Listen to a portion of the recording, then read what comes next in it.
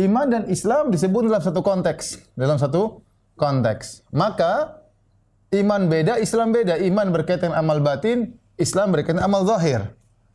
Contoh dalam hal ini, contoh hadis Jibril. Ya Rasulullah, Islam apa yang terbaik? Kata Nabi SAW, antut imut ta'am, kau beri makan kepada orang lain. Yang penting kita sudah punya pokok 5 ini. Berarti pohon kita sudah kuat, sudah punya 5 ini. Allah Subhanahu wa taala pada hari kiamat kelak, wal ardu jami'an qabdatuhu yaumal qiyamah, bahwasanya bumi seluruhnya dalam genggaman Allah. Was samawati matwiyatun bi yamini, dan langit dilipat oleh tangan kanan Allah Subhanahu wa taala. Allah berfirman, yauma natwis samaa ka tayyi sijilil kutub. Hari di mana hari kiamat kami akan melipat langit seperti lipatan lembaran-lembaran buku. Jibril Radio, 24 jam nonstop, dengerin kajian tanpa ribet. Alhamdulillah, puji dan syukur kita panjatkan kepada Allah Subhanahu wa taala atas segala karunia yang Allah berikan kepada kita. Salawat dan salam semoga tercurahkan kepada junjungan kita Nabi Muhammad sallallahu alaihi wasallam dan juga kepada keluarganya serta seluruh sahabat beliau tanpa terkecuali. Pada kesempatan yang bahagia ini kita akan melanjutkan bahasan kita dari hadis-hadis Al-Arba'in Nawawiyah. Dan pada pertemuan kedua ini kita akan bahas hadis yang cukup panjang. Dia adalah hadis yang pertama dalam Sahih Muslim. Kalau hadis yang sebelumnya innamal a'malu binniyat, sungguhnya amalan tergantung dari niatnya, itu hadis pertama dalam Sahih Bukhari. Inilah hadis pertama dalam Sahih Muslim, di mana Nabi sallallahu alaihi wasallam menyampaikan bagaimana atau Umar bin Khattab radhiyallahu anhu menceritakan tentang Jibril yang datang kepada Nabi sallallahu alaihi wasallam. Apa kata Umar radhiyallahu taala anhu?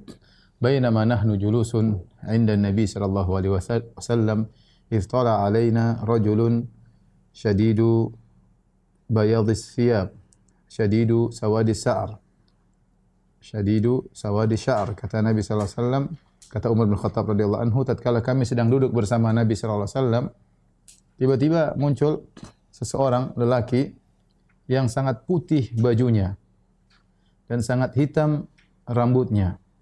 La yura alaihi athalus safar. Yang anehnya ya tidak terlihat bekas-bekas safar. Wala ya'rifuhu minna ahad. Namun anehnya tidak seorang pun dari kami yang mengenalnya. Jadi Nabi sedang berkumpul dengan sahabat, tiba-tiba datang seseorang, dan dia adalah malaikat Jibril ya. Menjelma menjadi manusia ya. Kemudian berpakaian sangat putih, rambut sangat hitam. Ya. Yang aneh bagi Umar dan para sahabat, ya, orang ini kita tidak ada yang kenal. Kalau dia penduduk Madinah, harusnya kita kenal. Ya. Kalau dia bukan penduduk Madinah, harusnya dia orang datang dari jauh. Tapi kalau orang datang dari jauh, orang bersafar, harusnya rambutnya semrawut, bajunya kotor. Tapi anehnya, bajunya putih bersih, rambutnya hitam bersih, tidak ada debu sama sekali. Ya. Ini siapa ini? Sampai Umar berkata, la ya'rifuhu minna ahad. Seorang pun tidak ada yang kenal sama dia. Hatta jalasa ila Nabi sallallahu alaihi wasallam, sampai dia pun duduk di hadapan Nabi sallallahu alaihi wasallam. Fa asnada rukbatahi ila rukbatahi. Kemudian dia malah menyandarkan kedua lututnya kepada lutut Nabi sallallahu alaihi wasallam. Wa wada'a kaffaihi ala fakhidaihi. Kemudian dia meletakkan kedua tangannya di paha Nabi sallallahu alaihi wasallam. Ya, seperti seorang yang sedang bersimpuh di hadapan guru untuk belajar. Kemudian dia berkata, "Ya Muhammad, akhbirni anil Islam." Wahai Muhammad, kabarkanlah kepadaku tentang Islam. Orang ini memanggil nama Muhammad. Dan ini bukan kebiasaan para sahabat. Para sahabat kalau manggil ya Nabi Allah, ya Rasulullah, tidak ada yang panggil Muhammad. Yang manggil Muhammad biasanya orang Arab Badui. Ini orang manggil Muhammad, dan ini agak kasar. Ya Muhammad, wahai Muhammad, akhbirni anil Islam. Kabarkanlah kepadaku tentang Islam. Seakan-akan dia bertanya. Maka Rasulullah SAW menjawab, Al-Islamu an tashhada an la ilaha illallah wa anna Muhammadar Rasulullah wa tuqima as-salata wa tu'ti az-zakata wa tasuma Ramadan wa tahujjal baita in istata'ta ilaihi sabila. Islam itu adalah engkau mengucapkan syahadatain, engkau mendirikan salat, engkau menunaikan zakat, engkau puasa bulan Ramadan, dan engkau melaksanakan haji jika mampu. Kemudian lelaki ini berkata, "Shadaqta, engkau benar." Aneh kata Umar, ini orang bertanya, Nabi jawab, dia benarkan Nabi. Ya. Maka Umar berkata, ya, fa'ajibna lahu, kami heran dengan orang ini. Yas'aluhu wa yusaddiquhu. Dia yang bertanya, kok dia yang membenarkan? Qala fa akhbirni anil iman. Kemudian dia tanyakan lagi, kabarkanlah kepadaku tentang keimanan. Qala, Nabi mengatakan, an tu'mina billahi wa malaikatihi wa kutubi wa rusuli wal yaumil akhir wa tu'mina bil qadari khairi wa syarrihi. Iman itu engkau beriman kepada 6 perkara, beriman kepada Allah, pada malaikat-malaikatnya, pada kitab-kitabnya, kepada para rasulnya, demikian juga kepada hari akhirat dan kepada takdir, takdir baik maupun takdir buruk. Qala sadaqta, dia berkata engkau benar. Kemudian lanjutkan lagi pertanyaan, qala fa akhbirni anil ihsan, tanyakanlah, kabarkanlah kepada aku apa itu ihsan. Maka Nabi berkata, anta abudallaha ka'annaka tarahu fa illam takun tarahu fa innahu yarak. Engkau beribadah kepada Allah seakan-akan engkau melihat Allah. Jika kau tidak melihat Allah, yakinlah Allah melihatmu. Kemudian dia berkata lagi, qala sadaqta, qala fa akhbirni ya anis saah, kabarkanlah kepadaku tentang hari kiamat. Maka Nabi menjawab, mal mas'ulu anha bi'a'lama minas sa'il. Yang ditanya tidak lebih tahu daripada yang bertanya. Itu Nabi dan Jibril sama-sama tidak tahu. Qala fa akhbirni an amaratiha. Kalau gitu kabarkanlah kepadaku, kalau kau tidak tahu kapan hari kiamat, kabarkanlah kepadaku tentang tanda-tanda hari kiamat. Maka Nabi SAW mengatakan, antalidal amatu rabbataha. Seorang budak wanita melahirkan tuannya. Wa antaral hufatal uratal alata ri'a asya'i. Yatatawaluna fil bunyan. Engkau melihat orang-orang yang tidak berpakaian, tidak memakai alas kaki, penggembala kambing, ya. Tiba-tiba yatatawaluna fil bunyan, tiba-tiba mereka berlomba-lomba untuk meninggi-ninggikan bangunan. Ya. Tsumma talaqa, setelah dia bertanya kepada Nabi, kemudian dia pergi. Falabithtu maliyan, aku pun berdiam lama, ini ada apa ini, bingung. Tsumma qala li, kemudian Nabi berkata kepadaku, ya Umar, atadri manis sa'il? Wahai Umar, tahukah engkau tadi siapa yang bertanya? Qultu Allah wa rasuluhu a'lam. Aku mengatakan Allah Rasul lebih mengetahui. Qala hadza Jibrilu atakum yu'allimukum dinakum. Tadi itu Jibril alaihissalam datang kepada kalian untuk mengajarkan agama kalian, ya. Inilah hadis kedua, ya, para pemirsa yang dirahmati oleh Allah Subhanahu wa taala, yang menjelaskan tentang maratibuddin, tingkatan-tingkatan agama, yaitu Islam, al-iman dan al-ihsan. Kemudian juga Jibril bertanya tentang hari kiamat dan juga tentang tanda-tanda hari kiamat, ya. Jadi inilah hadis yang dikenal dengan hadis Jibril alaihissalam, dan berapa banyak faedah yang dikumpulkan oleh para ulama tentang hadis Jibril alaihissalam. Namun kita akan menyampaikan sebagian saja. Pembahasan kita tentang maratibuddin, ya. Tingkatan-tingkatan agama.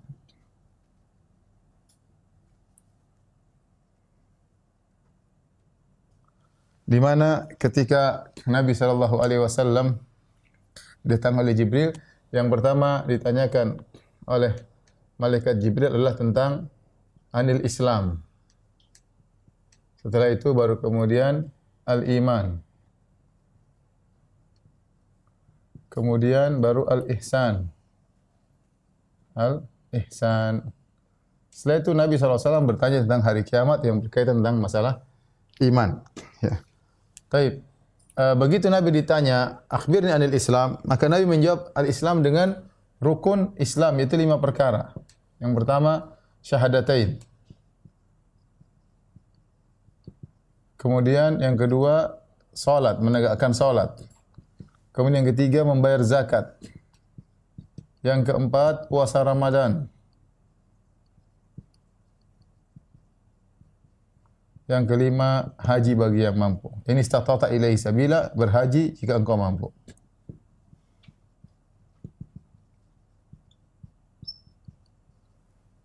Kemudian ketika Nabi ditanya tentang anil iman, maka beliau menjawab dengan rukun iman. Yang pertama, beriman kepada Allah. Kemudian yang kedua, beriman kepada malaikat. Yang ketiga adalah beriman kepada kitab-kitab. Yang keempat, beriman kepada para rasul. Kemudian yang kelima, beriman kepada hari akhirat, hari akhir, hari kiamat. Yang keenam adalah beriman kepada takdir yang baik maupun yang buruk. Ketika ditanya oleh malaikat Jibril tentang ihsan. Maka Nabi sallallahu alaihi wasallam mengatakan ihsan ada dua tingkatan, yaitu engkau anta'budallaha ka'annaka tarahu. Anta'budallaha ka'annaka tarahu. Engkau menyembah Allah seakan-akan engkau melihatnya.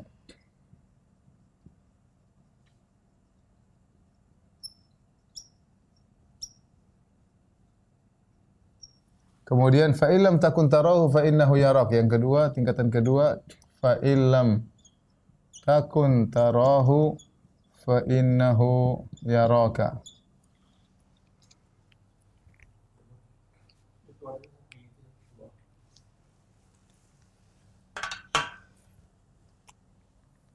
Jika engkau tidak bisa melihatnya, melihat Allah, sesungguhnya Allah melihatmu.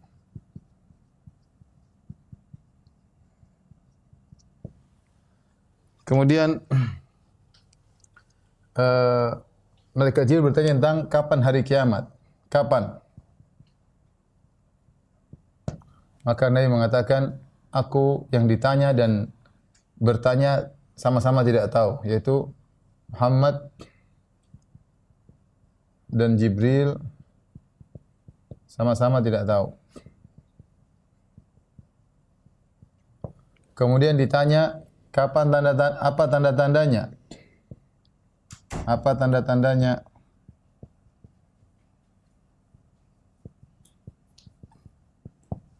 Maka Nabi sallallahu alaihi wasallam menjelaskan di antaranya adalah dua, ya.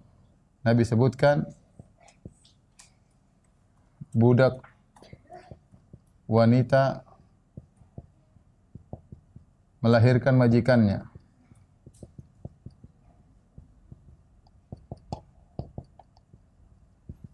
Yang kedua, penggembala kambing, para penggembala kambing berlomba-lomba membangun bangunan yang tinggi.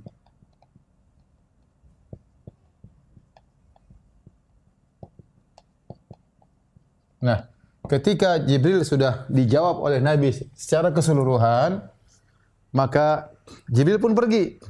Dalam riwayat kata Nabi, "Alayya birajul", bawa orang itu, mereka cari tahu hilang. Jibril pergi. Setelah Nabi bertanya, "Ya Umar, atadri manis sa'il?" Wahai Umar, tahukah engkau siapa yang bertanya?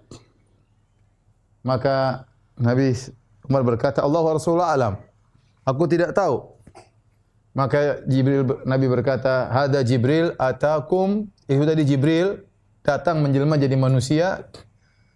Datang kepada kalian yu'allimukum dinakum. Dalam rangka untuk mengajari agama kalian. Maka ini semua adalah bagian daripada agama. Nah, kita ada istilah. Kalau dalam Al-Quran ada namanya Ummul Quran, induk Al-Quran. Induk Al-Quran apa? Al-Fatihah. Induk Al-Quran adalah Al-Fatihah. Kenapa dikatakan Al-Fatihah adalah induk Al-Quran, Ummul Quran? Karena sebenarnya seluruh surat setelah Al-Fatihah adalah syarah penjelasan daripada Al-Fatihah. Maka disebut dengan Ummul Quran. Adapun hadis Jibril yang sedang kita bahas ini, orang mengatakannya dengan Ummul Hadis, induknya seluruh hadis.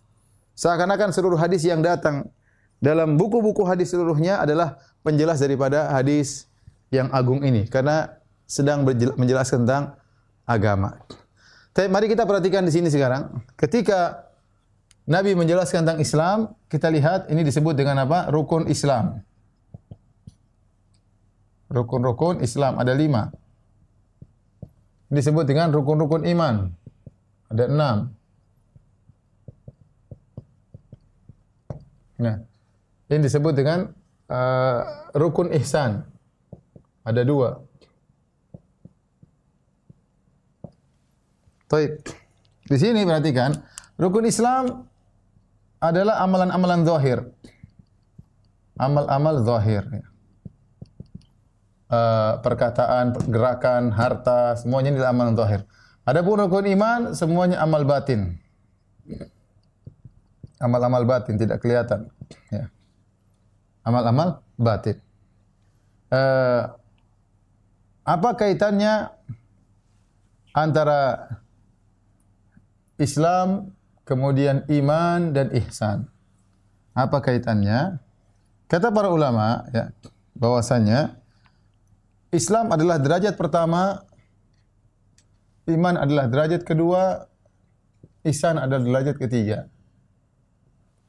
Kalau kita mau bikinkan himpunan, ya, maka kita bilang Islam, kemudian iman, kemudian ihsan. Perhatikan sini ya. Maka Islam, iman, ihsan. Atau kebaliklah. Ihsan dulu, ihsan paling sedikit. Tergantung dari mana kita memandangnya. Tapi tidak apa, kita balikin aja. Ihsan, kemudian Islam. Artinya apa? Semua orang Islam belum tentu iman. Di antara orang Islam ada orang beriman. Di antara orang beriman ada orang yang mencapai derajat ihsan. Jadi yang mencapai derajat ihsan ini lebih sedikit. Ini derajat nomor 1, ini derajat nomor 2, ini derajat nomor 3. Seorang tidak mencapai derajat iman kecuali setelah Islam. Dan seorang tidak mencapai derajat ihsan kecuali iman. Oleh karenanya, dalam Al-Quran Allah menjelaskan iman lebih tinggi daripada Islam jika disebutkan dalam satu konteks ya. Coba saya jelaskan sini sebentar. Keterkaitan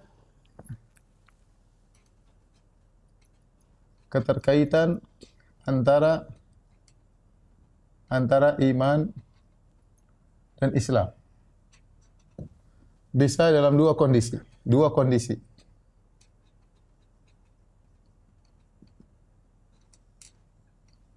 Dalam kondisi pertama,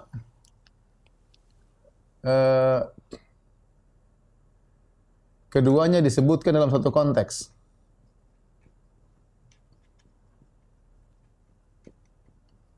Dalam satu konteks. Hanya disebutkan salah satunya.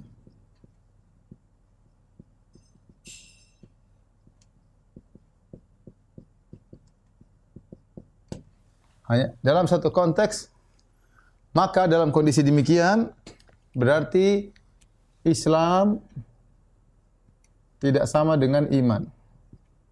Adapun jika disebutkan hanya salah satunya, berarti Islam sama dengan iman. Ya. Sama dengan iman. Kalau ketika disebutkan barang-barang, maka Islam maknanya adalah amal zahir. Adapun iman maknanya adalah amal batin. Adapun jika disebutkan salah satunya, iman sama dengan Islam, maka mencakup amal zahir dan batin.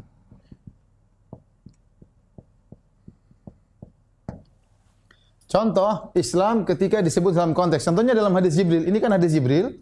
Iman dan Islam disebut dalam satu konteks. Maka, iman beda, Islam beda. Iman berkaitan amal batin, Islam berkaitan amal zahir. Contoh dalam hal ini, contoh hadis Jibril. Contoh dalam hadis Jibril. Pertama, hadis Jibril alaihissalam. Contoh firman Allah Subhanahu wa taala dalam surat Al-Hujurat. Allah Subhanahu wa taala berfirman, "Qalatil a'rabu amanna qul lam tu'minu walakin qulu aslamna walamma yadkhulul imanu fi qulubikum." Akhir surat Al-Hujurat. Saya lupa nomor ayatnya. Akhir surat Al-Hujurat.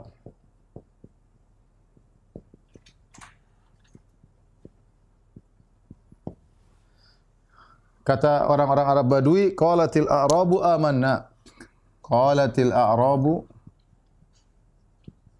amanna. Qul lam tu'minu. Qul lam tu'minu walakin qulu aslamna. Berkata orang-orang Arab Badui, kami telah beriman. Katakanlah kepada mereka, kalian belum beriman, tapi kalian baru Islam. Walamma yadkhulul imanu fi qulubikum.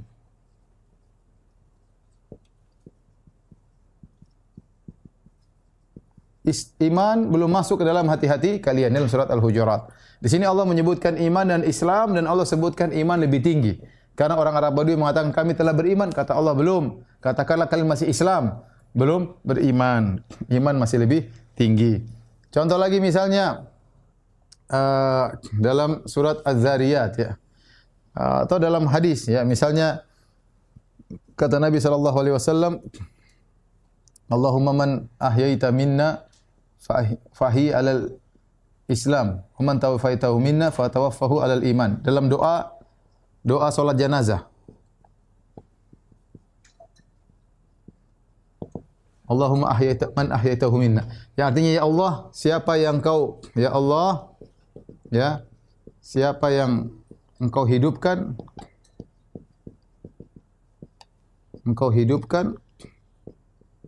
maka hidupkanlah dalam Islam. Fahi alal Islam, hidupkanlah dalam Islam.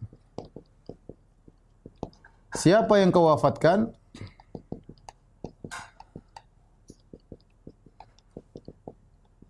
maka wafatkanlah dalam iman. Dalam iman. Kenapa? Karena kalau sudah meninggal, seorang tidak bisa lagi melakukan amal zahir, maka yang dia butuh iman dalam kuburannya. Ya, karena yang tinggal cuma amal soleh, tidak bisa dia beramal lagi, cuma iman yang dibawa dalam kuburannya. Dan ini maksud saya, ketika Islam dan iman disebutkan dalam satu lafal, maka iman beda, Islam beda. Tetapi ketika disebutkan salah satunya saja, maka iman ya Islam. Contoh hadis.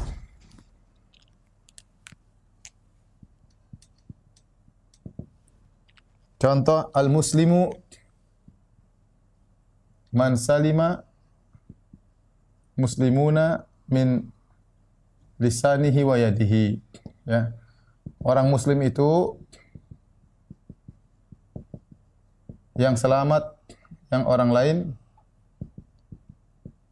selamat dari gangguan lisan dan tangannya. Ini contohnya.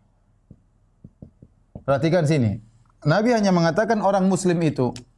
Ya ini sama dengan mukmin, sama dengan mukmin, enggak ada bedanya. Karena yang disebutkan cuma satu, cuma muslim doang ya. Muslim ya sama dengan mukmin. Contoh lagi hadis Abu Hurairah yang ma'ruf, kata Nabi sallallahu alaihi wasallam ya. Al-imanu bid'un wa sab'una syu'bah. A'laha kalimatul la ilaha illallah wa adnaha imatatul adza anit tariq wal haya'u syu'batun minal iman. Kata Nabi SAW, iman itu 70 sekian cabang. Yang paling tinggi la ilaha illallah, yang paling rendah menghilangkan gangguan dari jalan. Dan rasa malu bagian daripada iman. Iman sini maksudnya ya Islam juga. Iman sini ya sama dengan apa? Sama dengan juga al-Islam. Kenapa? Karena disebutkan cuma salah satu. Ini sederhana. Jadi ini kaidah. Dan ini berlaku dalam banyak kata-kata. Contohnya iman dan Islam. Contohnya fakir dan miskin. Contohnya fakir dan miskin. Contohnya al-birru wa taqwa. Fakir dan miskin, kalau disebutkan cuma fakir ya miskin, miskin ya fakir. Tetapi ketika kalau digabungkan dua-duanya, maka fakir adalah kondisi lebih parah daripada miskin. Seperti firman Allah, innamas shadaqatu lil fuqara'i wal masakin. Sungguhnya sedekah itu untuk fakir dan miskin. Fakir yang mana? Fakir yang penghasilannya kurang dari setengah kebutuhannya. Contohnya kebutuhannya 4 juta, penghasilan cuma 1 juta, itu fakir. Kalau miskin, penghasilannya lebih daripada setengah keperluannya. Contohnya keperluannya 4 juta, gajinya 3 juta. Berarti fakir lebih parah daripada miskin. Itu kalau digabungkan dua-duanya. Tapi kalau disebutkan salah satunya, ya fakir ya miskin. Ya. Contoh lagi misalnya albir wa taqwa. Albir kalau disebutkan ya mencakup takwa. Kalau takwa disebutkan sendiri mencakup albir. Tetapi ketika digabungkan, misalnya wa ta'awun albirri wa taqwa, tolong menolong kalian dalam bir, kebaikan dan ketakwaan, maka albir maksudnya kebajikan. Takwa maksudnya meninggalkan maksiat. Itu maksudnya. Taib.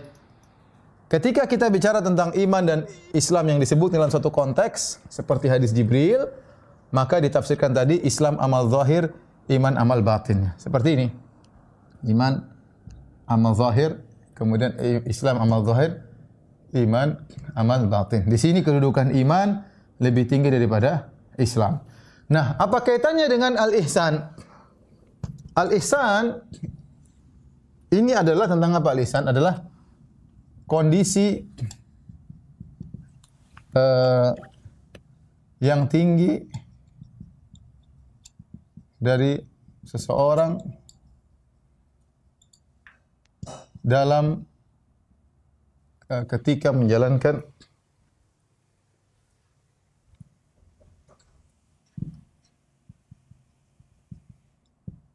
sedang menjalankan Islam atau iman. Maksudnya apa? Contoh.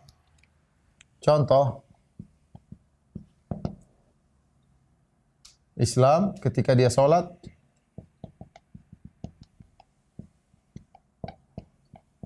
seakan-akan dia melihat Allah. Dengan hatinya tentunya, bukan dengan matanya. Ini Islam. Contoh misalnya, ya, ketika beriman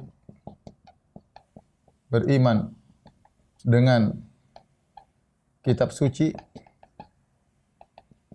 seakan-akan dia melihat Allah. Allah mengawasinya.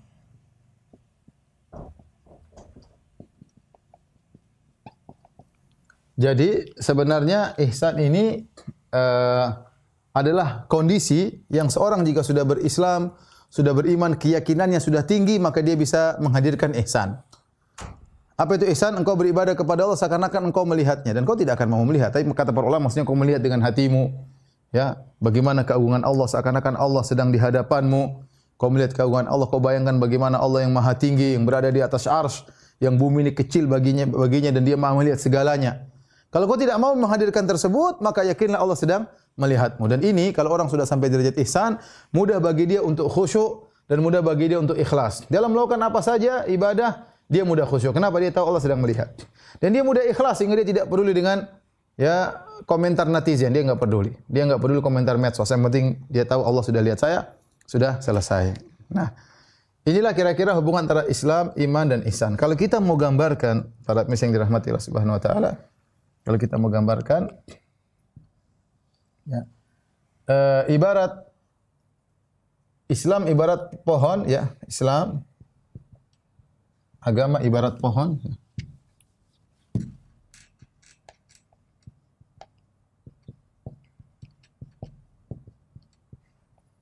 Kata Allah, alam tara kaifa daraballahu mathalan kalimatan thayyibatan kasyajaratin thayyibah. Tidakkah kau lihat bagaimana Allah buat perumpamaan tentang kata-kata yang baik seperti pohon yang baik, ya. Nabi juga berkata, inna minasyajari lama barakatu ka barakatil muslim. Sungguh di antara pohon ada pohon yang keberkahannya seperti keberkahan seorang muslim, yaitu pohon korma. Kalau agama ibarat pohon, maka ini misalnya adalah batangnya, kemudian dahannya, ya. Ya. Maka boleh kita katakan misalnya ini syahadatain, ya.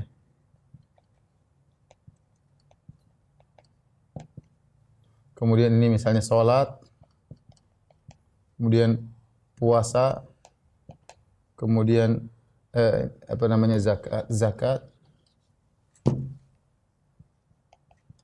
zakat, puasa, haji. Puasa haji. Kemudian kita bicara tentang akarnya, ya. Misalnya akarnya ada 1, 2, 3, 4, 5, 6, ya. Akarnya maksudnya ini iman kepada Allah, malaikat, kemudian kitab-kitab, nabi, para nabi, hari akhirat, kemudian takdir. Nah, semua ini adalah akar daripada pohon agama seseorang, pohon agama seseorang. Nah, kemudian ketika menjalani ini semua, baik iman maupun ini adalah Islam, kemudian iman, ini amalan zahir, amal zahir, kemudian ini amal batin. Maka untuk menjalaninya, kondisi menjalaninya, ihsan.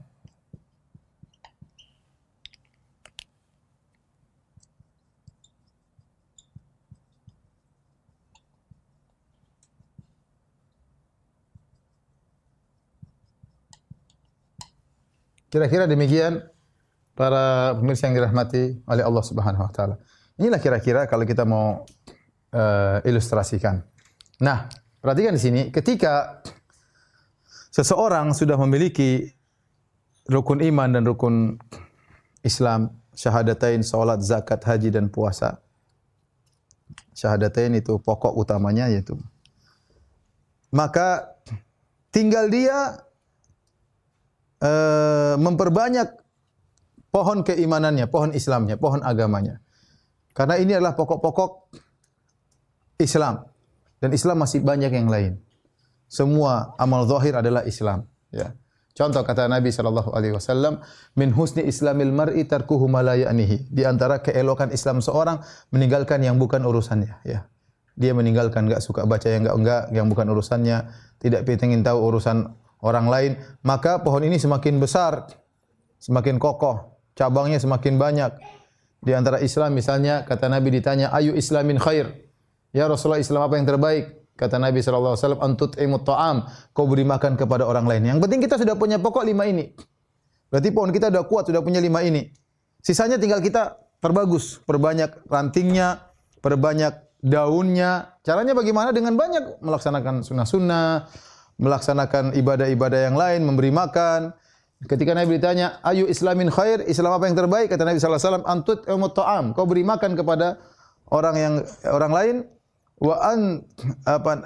Wassalam wa antusallim ala man arafta wa ala man lam ta'rif. Dan engkau mengucapkan salam kepada orang yang kau kenal maupun yang kau tidak kenal. Ya. Kemudian seorang yang menjaga lisannya, al-muslim man salimal muslimuna min lisani wa yadihi. Seorang muslim adalah orang yang lain selamat dari gangguan lisannya, dari gangguan badannya, pukulannya, semakin rimbun lagi pohonnya. Tapi kalau dia maksiat, mulai lepaslah dahan-dahannya. Dia sudah punya pohon bagus, dia lepas satu-satu. Maksiat lepas satu-satu, seperti itu. Ya, seperti itu. Sama, imannya mulai berguguran sedikit demi sedikit. Nah, kalau kita sudah punya rukun iman yang 6 ini, tinggal kita kokohkan. Iman kepada Allah kita sudah punya dasar, tapi kalau kita mendalami iman kepada Allah, semakin kokoh akar kita, semakin tebal akarnya. Kita iman kepada malaikat, kita pelajari, kita semakin yakin ada malaikat Raqib dan Atid, ada malaikat rahmat yang tidak masuk. Kalau ada gambar, kalau ada patung, kalau ada anjing, iman kepada kitab, pelajari Al-Quran semakin dalam, maka akar ini semakin kuat. Akarnya semakin apa? Semakin kuat. Sama iman kepada Nabi, tentang Nabi SAW, Nabi-Nabi sebelumnya kita pelajari dengan baik, maka akar iman kita akar pohon agama kita semakin kuat. Hari akhirat kita beriman tentang detail-detailnya dari sakaratul maut, kemudian kita di alam barzah bagaimana, padang mahsyar hisab itu bagaimana, mizan bagaimana, di sirat bagaimana, surga dan neraka. Semakin kokoh iman kita kepada hari akhirat. Takdir, kita pasrah atas takdir yang Allah tetapkan, takdir baik maupun takdir buruk, maka pohon Islam kita semakin apa? Semakin kokoh. Jadi inilah pohon kita semua, insya Allah ya. Insya Allah kita semua punya pohon ini. Ya, kecuali yang belum haji kan, kalau tidak mampu enggak ada masalah. Ya kalau mampu enggak haji berarti ada satu ranting yang hilang, ada satu pokok yang hilang. Tapi kalau dia sudah haji semua sudah lengkap, berarti kita sudah punya pohon ini. Tinggal pohon kita berbeda-beda kualitasnya. Kalau yang pelit, pohonnya tipis. Kalau yang pelit. Kalau enggak pelit, pohonnya Masya Allah, kemudian bayar zakat, tebal-tebal rantingnya. Salatnya rajin, tebal-tebal rantingnya, puasanya tebal semuanya. imannya juga akarnya wah luar biasa.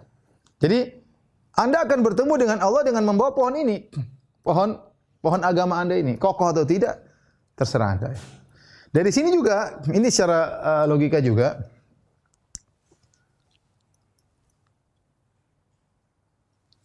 perhatikan bahwasanya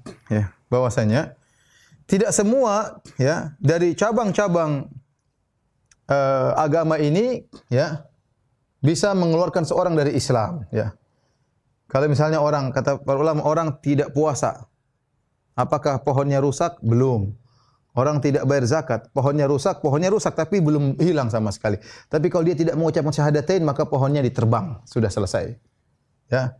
Salat juga ada khilaf. Ya, sebagian ulama mengatakan salat ini adalah di bagian batang bawah, kalau terpotong ya sudah selesai pohonnya. Tapi kalau syahadatain jelas, kalau syahadatain hilang, pohon tersebut hilang. Tapi kalau haji enggak haji, zakat enggak zakat, pohonnya kepotong tapi masih ada batang pohonnya, cuma parah ya. Sama, iman-iman ini kalau dicabut akarnya, salah satu saja dicabut, maka pohonnya rusak. Oleh karenanya seorang berusaha memperbagus pohon agamanya ya. Taib.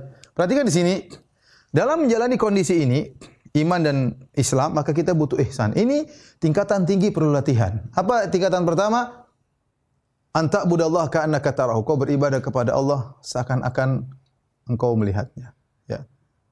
Dan ini tadi saya katakan melihat dengan hati, karena kita tidak mungkin lihat Allah. Kata Nabi SAW, ta'allamu annakum lan tarau rabbakum hatta tamutu. Ketahuilah kalian tidak bisa melihat Allah sampai kalian meninggal dunia. Ketika Nabi Musa alaihissalam ingin melihat Allah, kemudian falamma tajalla rabbuhu lil jabali, tatkala Allah menampakkan cahayanya di gunung, ja'alahu dakka, gunung pun hancur, wa kharra Musa sa'iqa, Musa pun pingsan.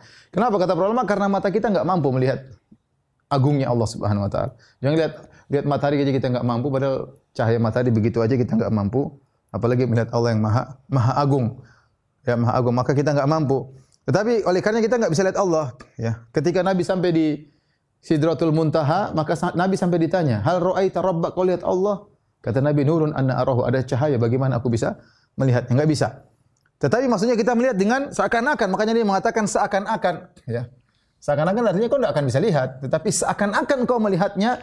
Maksudnya apa seakan-akan tersebut? Yaitu kau menghadirkan dalam hati tentang agungnya Allah sedang di hadapanmu. Keagungan Allah Subhanahu wa taala di luar alam semesta, ya. Bagaimana langit pertama, langit kedua, langit ketiga, langit ketujuh, di atasnya kemudian ada arsy, kemudian ada laut, kemudian ada di atas ada kursi, kemudian ada laut, kemudian ada arsy, kemudian Allah di luar alam semesta.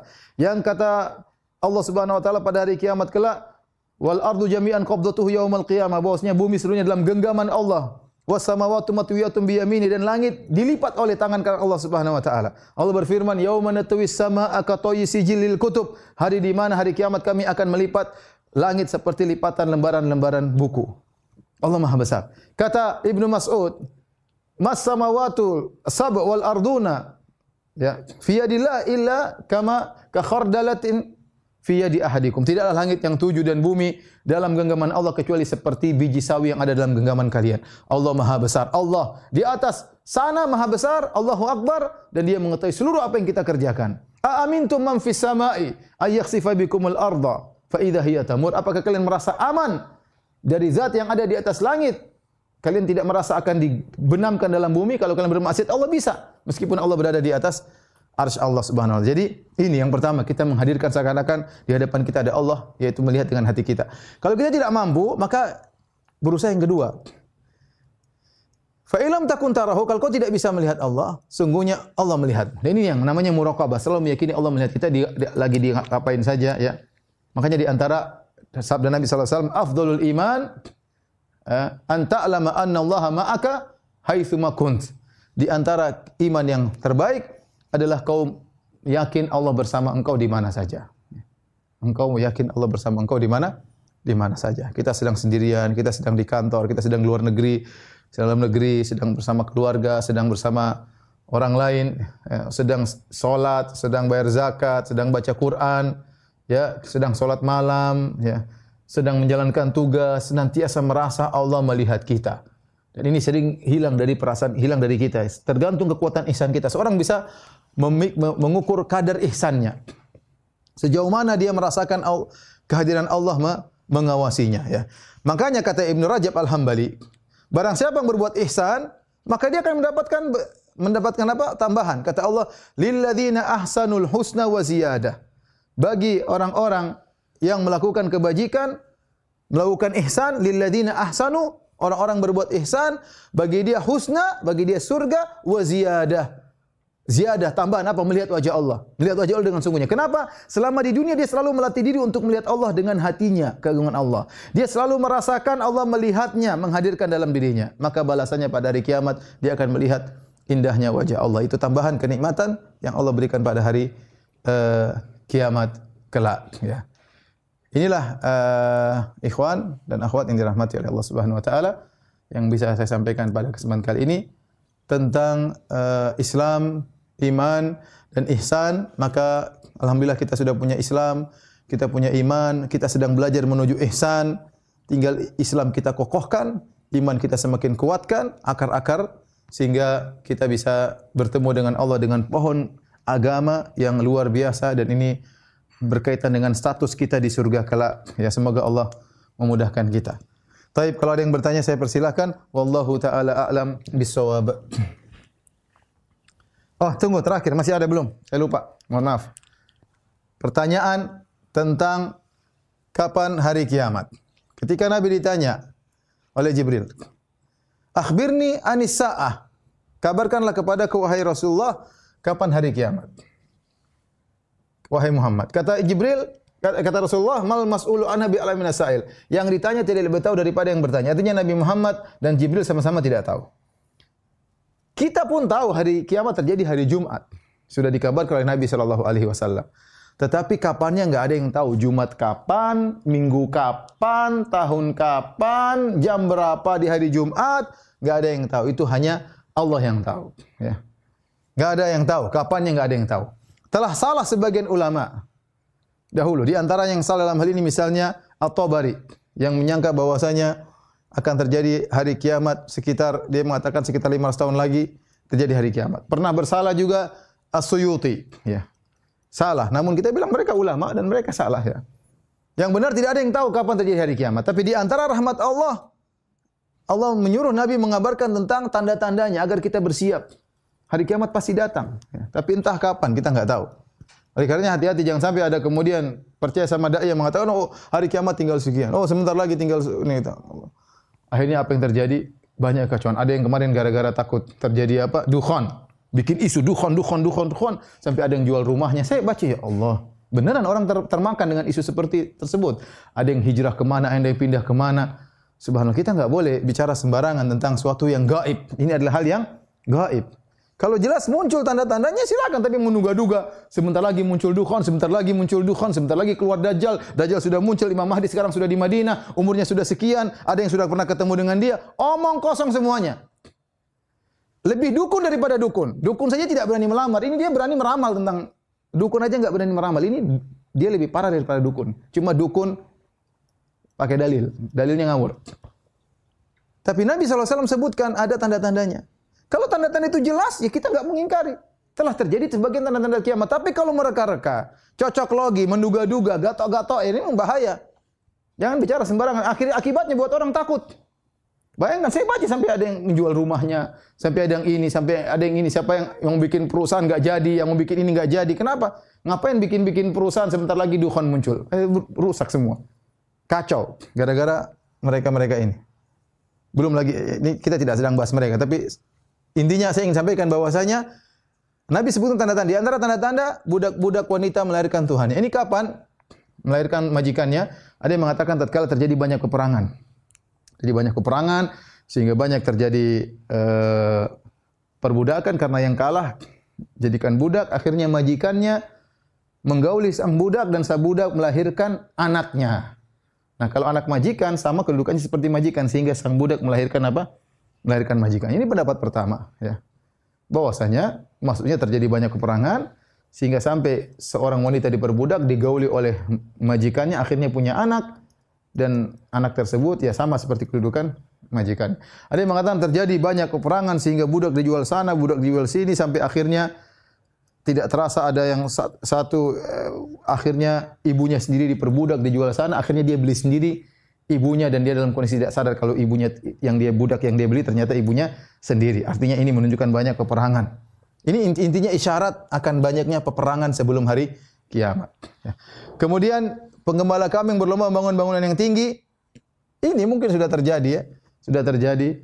Kalau kita cerita tentang bagaimana kondisi Arab Saudi 100 tahun yang lalu, atau kita bercerita tentang kondisi misalnya sederhana Dubai atau Abu Dhabi 40 tahun lalu. Mereka cerita dulu Ustaz 50 tahun lalu di sini enggak ada apa-apa. Tahu-tahu sekarang wah bangunan tertinggi di mana? Di Dubai ya. Kemudian di Saudi juga banyak ya. Tapi apakah tercela punya bangunan tertinggi? Para sahabat mengatakan tidak, bangun tinggi enggak tercela. Yang dilarang adalah bangga-banggaan. Bangga-banggaan. Makanya dalam hadis disebutkan yatatawaluna fil bunyan, itu panjang tinggi-tinggian. Ya, kalau ada tinggi-tinggian ini tercela karena kita ngapain bangga-bangga dengan masalah dunia ya. Ya, enggak perlu. Tetapi kalau punya bangunan tinggi tidak jadi masalah ya. Inilah yang bisa kita sampaikan. Demikian para dokter-dokter yang dirahmati Allah Subhanahu wa taala, semoga Allah memberkahi kegiatan antum dan antuna sekalian, yang memberi pengobatan kepada kaum muslimin, kepada bangsa Indonesia. Semoga dibalas kebaikan antum di surga kelak. Amin ya rabbal alamin. Demikian wabillahi taufiq wal hidayah. Assalamualaikum warahmatullahi wabarakatuh. Jibril Radio 24 jam nonstop dengerin kajian tanpa ribet.